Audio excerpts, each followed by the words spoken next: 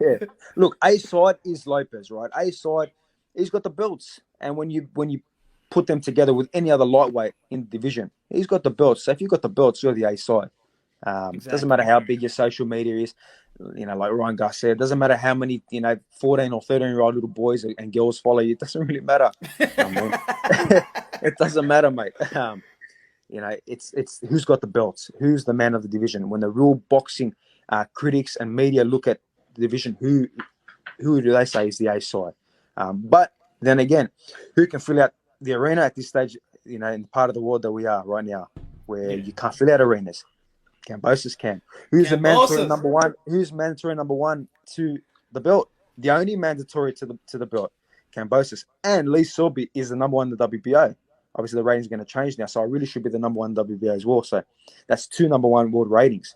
That's pretty much two man.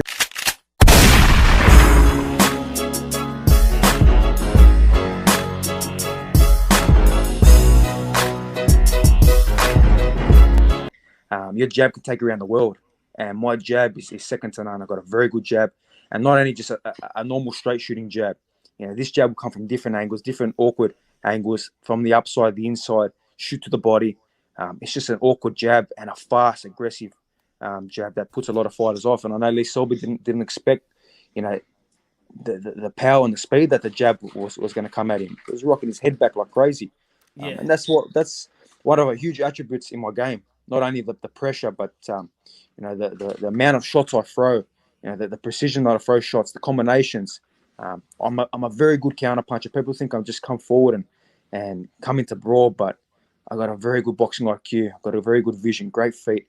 I had 100 amateur fights, so I've done my apprenticeship. I've been in there with different guys. I travelled all around the world as an amateur, fighting in Russia, Ukraine, Armenia, the US. So people are going to realize that, and obviously, like yourself, you've realized, and a lot of people are starting to realize that, this guy is there. He's up there in the top.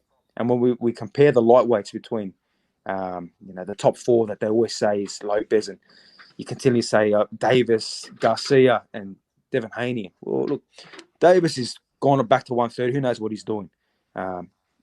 Garcia, what's he done? Who's he fought? He's fought nobody.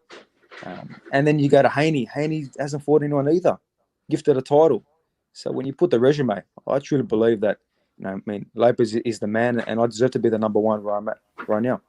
Hey, you're not lying. I said that earlier in the intro. Is that really? If people look at the resume and the guys that you have fought and who they have fought in 135 pounder, your last two opponents just legitimized that you probably got a better resume than these guys, and are more, 110%. and it's probably more prepared for this type of big fight that has earned the right for this fight. No hype, all hard work. Yep. So I think that's what a lot of people does respect your position and respect you as a fighter. That you ain't coming in with no hype. You're not coming in with no storyline that hyped you up. You have worked real hard to be in the position. IBF mandatory to challenge for, which was supposed to be the Loma, because I know a lot of people thought that Loma was gonna win.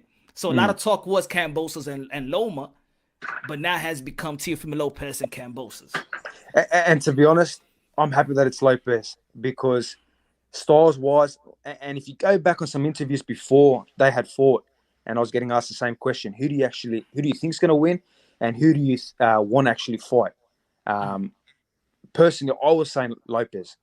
I want that fight because he's just got a good style, like my style, exciting style, fast punches, explosive, can push you away anytime, can hurt you at any time. Great footwork, great defense, and we're both young. We're young, we're hungry.